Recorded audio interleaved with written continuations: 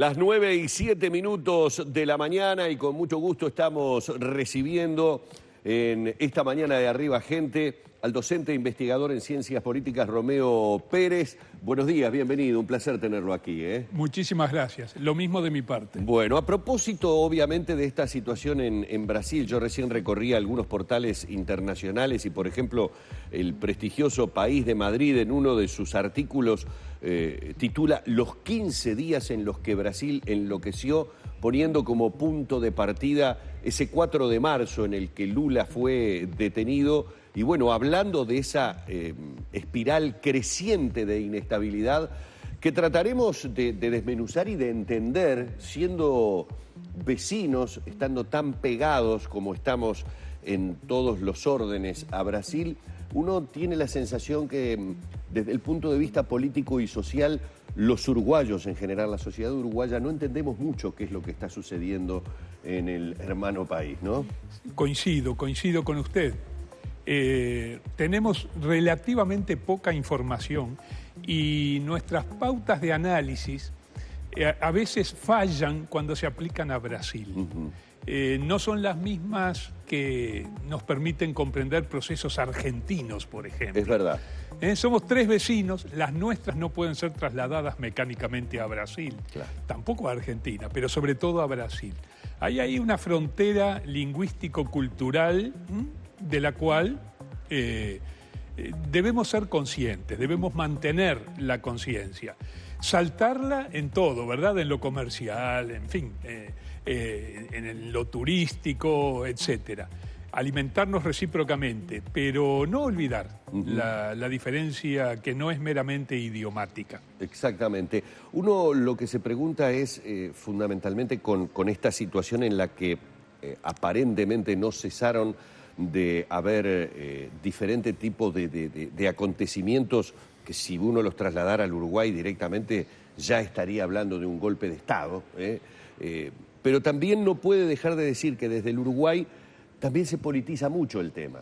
Entonces, como que uno siente que aquellos que son de izquierda ven esta situación desde la óptica de la izquierda y quienes son de derecha o de centro o no son afines a la política de izquierda lo ven desde su lugar y entonces hablan de que se está tratando de hacerle driblings a la justicia para que Lula no sea enjuiciado.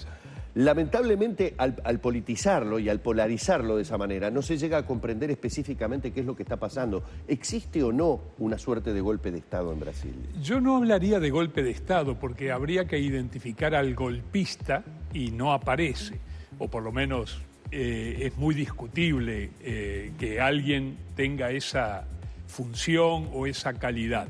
Yo hablaría de crisis institucional. Eso es indudable. No hay que olvidar que hoy en Brasil se están desarrollando cuatro procesos,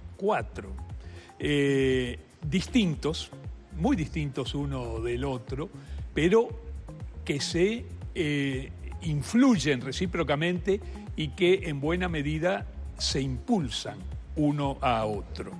Esos cuatro procesos son, por un lado, con alcance muy general, una gravísima crisis económico-social. Toda crisis económica, antes o después, provoca una crisis social. Brasil está en recesión y no se le ve el fin a la recesión, al menos por todo lo que queda de este año.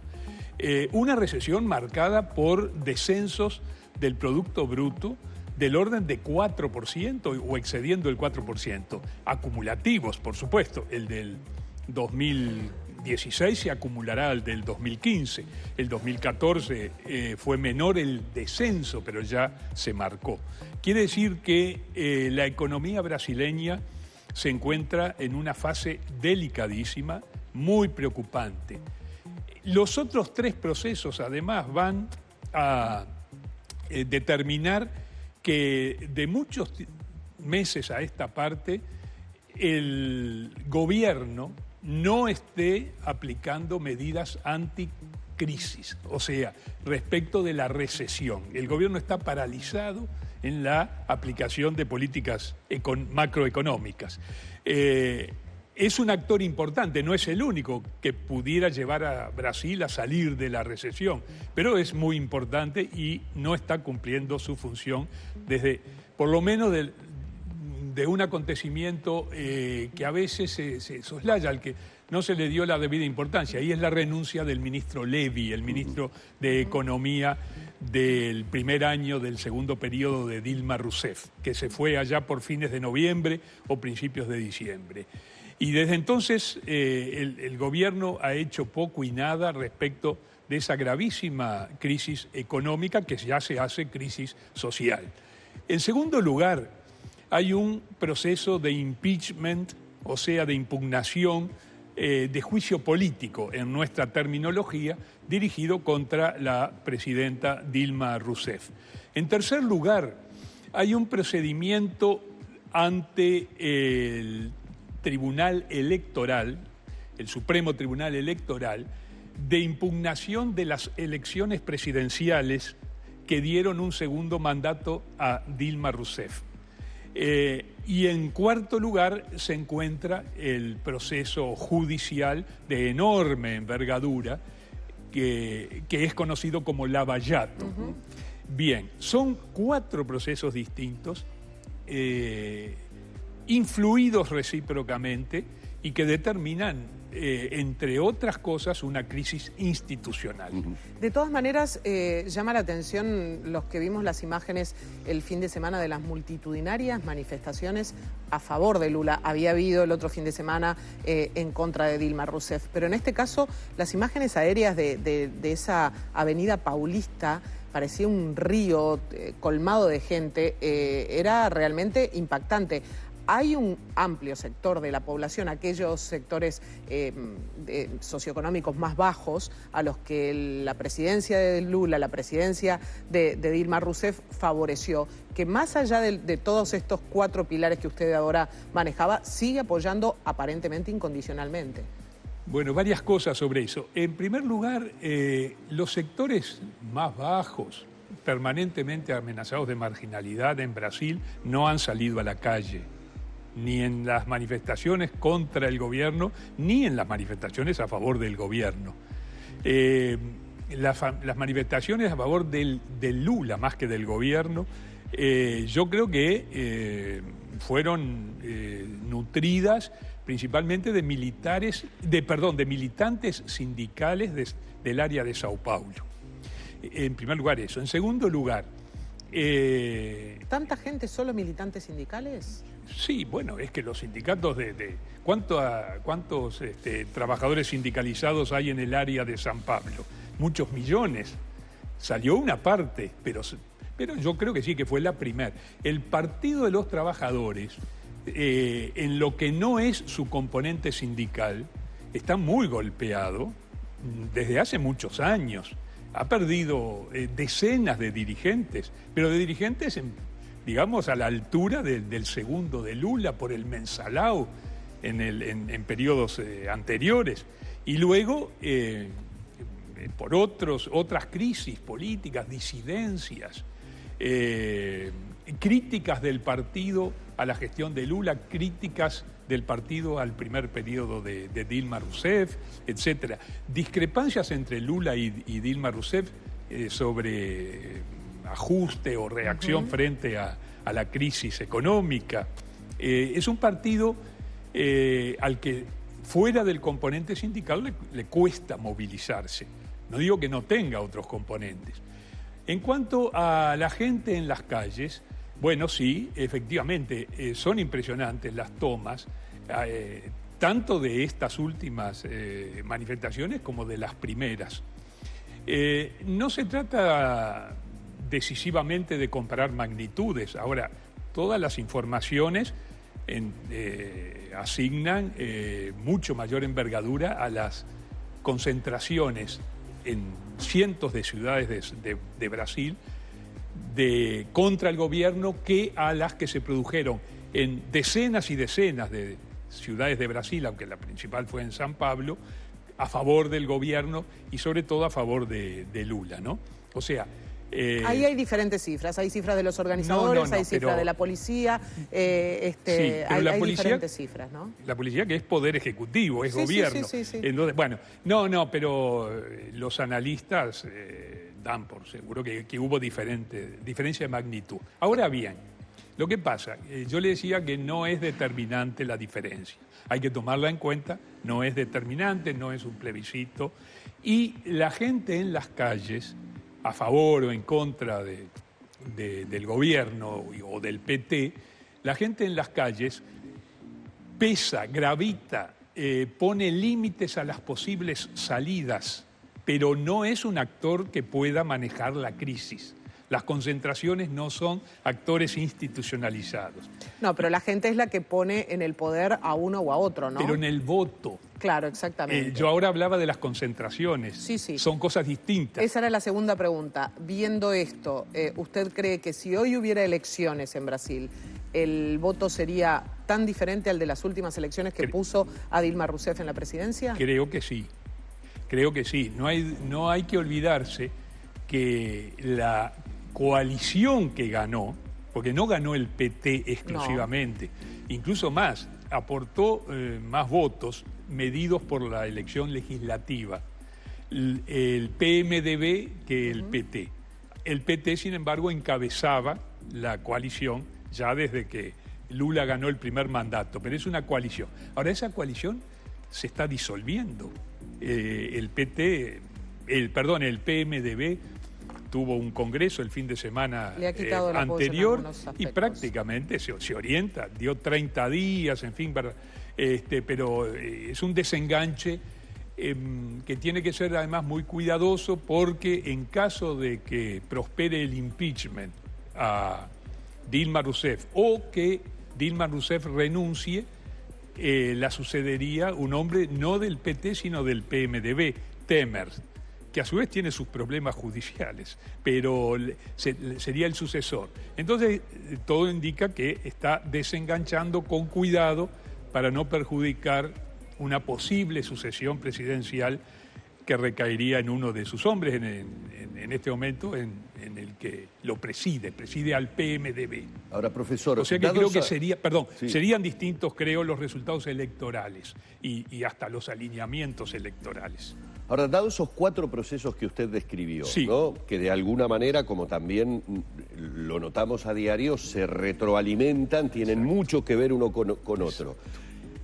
¿Puede preverse la situación en la que puede desembocar Brasil desde el punto de vista por lo menos político, ya no social? Porque lo social sabemos que va de la mano, obviamente, de esta crisis económica que está teniendo, pero por lo menos en lo político, ¿se avisora en las movidas que están haciendo unos y otros, si existe real conciencia a nivel institucional al borde de la crisis política que se está? Es decir, a ver, la crisis se está viviendo, pero que el desencadenante puede ser aún mucho más grave que esto que estamos asistiendo. Parecería que no hay, o que no ha habido, quizás en las últimas horas eso está cambiando, no lo sabemos, por lo menos desde aquí no se puede percibir, pero no ha habido suficiente conciencia de la profundidad y del hecho de que nadie está conduciendo, y la pregunta me parece muy buena y la he hecho con mucha precisión. Estoy hablando de una posible conducción de los aspectos políticos de la crisis, porque los judiciales y jurisdiccionales, como la impugnación del mandato de Dilma Rousseff, tienen su lógica propia y más aún, dentro de la institucionalidad democrática, los procedimientos jurisdiccionales, sean del Tribunal Electoral, sean sobre todo los vinculados al lavallato, no deberían ser interferidos ni por el Parlamento, ni por el Poder Ejecutivo, ni por concentraciones de ninguna índole callejeras. Bien, hablando entonces solo de lo político, yo creo que ningún partido individualmente puede gestionar la crisis de Brasil. Ni el PT, ni el PMDB, ni el Partido de la Socialdemocracia Brasileña, que son los 3 partidos muy fuertes hoy en día, o fuertes hoy en día en Brasil. Lo que se consideraba la derecha más clásica, el sistema político de Brasil es mucho más cambiante que el uruguayo, pero bueno, refiriéndonos a las últimas 2 décadas, el partido más típicamente de centro derecha y derecha, el partido del Frente Liberal, es un partido que ha sufrido unas menguas tremendas y hoy no se podría considerar como uno de los partidos relevantes. Hay muchos otros pequeños en Brasil, pero yo creo que los que podrían, mediante conversaciones y alguna coalición, gestionar la crisis política, otra cosa son los procesos judiciales, son estos 3, PT, PMDB y Partido de la Socialdemocracia Brasileña. Me extraña que, por lo que sabemos, ninguno de esos partidos haya intentado negociar algún acuerdo que reduzca, digamos, las incertidumbres que pesan sobre el funcionamiento, por lo pronto, de los 2 poderes propiamente de gobierno, o sea, el Parlamento y el Ejecutivo. Poderes que, repito, están semi-paralizados o cuasi paralizados respecto de una crisis económica que no deja de avanzar y de profundizarse. Para ir redondeando, Claudia, simplemente decir que en materia de información, si bien hoy la situación de Brasil ha sido desplazada en los portales, obviamente por la visita histórica de Obama a Cuba, se sigue hablando de que Lula está impedido de tomar posesión del cargo que le fue conferido por la presidenta, que de todas maneras está actuando como lo que se llamarían una suerte de ministro informal. Eso es lo que hoy se dice ha sido la articulación política que se ha buscado. En realidad, digo, para entenderlo un poco, la tramitación, digamos, de la situación de Lula ha quedado como en suspenso, pero si bien está impedido de asumir ese puesto de gobierno, de alguna manera dicen informalmente, por parte de Dilma, fue, le fue conferido a Lula, bueno, una suerte de trabajo en una articulación política dentro del Palacio de Planalto, que es más bien lo que llaman en Brasil la actuación típica de lo que sería el jefe de la Casa Civil, más que la posesión del cargo de ministro, que bueno, por el momento está impedido desde el punto de vista jurídico, es decir, tiene un impedimento para hacerlo. En una búsqueda de que igualmente sea Lula un poco el articulador político de la salida que está, bueno, desesperadamente buscando el gobierno de Dilma Rousseff. Quizás el articulador no pueda llegar a ser, pero puede ser por lo menos el negociador de parte del PT, porque Rousseff ha demostrado una gran incapacidad de negociar, hasta con su propio partido. En cambio, Lula tiene capacidad negociadora, se le reconoce. Ahora, debería ser uno de varios interlocutores, porque tienen que entrar otros partidos, si no creo que puedan salir de la crisis política. Pero por lo menos Lula podría entrar. Ahora, Lula está muy afectado por, sobre todo el lavallato, ¿no? Donde aparentemente el cúmulo en el expediente de evidencias que lo afectan directamente y personalmente, parece que ese cúmulo es muy grande. Profesor, muchas gracias por haber aceptado nuestra invitación. Es un tema que obviamente seguirá estando a diario bastante tiempo seguramente en la agenda informativa y que tiene muy preocupados también a las autoridades de la región. ¿No? Es decir, lo escuchábamos hace algunos instantes nada más, por ejemplo, a la propia Constanza Moreira, es decir, todos hablando de la preocupación, los ojos puestos en una situación que a nosotros nos puede llegar a afectar y mucho. De hecho, ya nos está afectando. Sí, de hecho ya nos está afectando. Muchas gracias por haber aceptado la invitación. Gracias por haberla formulado. Bueno, muy bien. Vamos cerrando por aquí este encuentro que hemos mantenido junto al docente investigador en Ciencia Política, Romeo Pérez.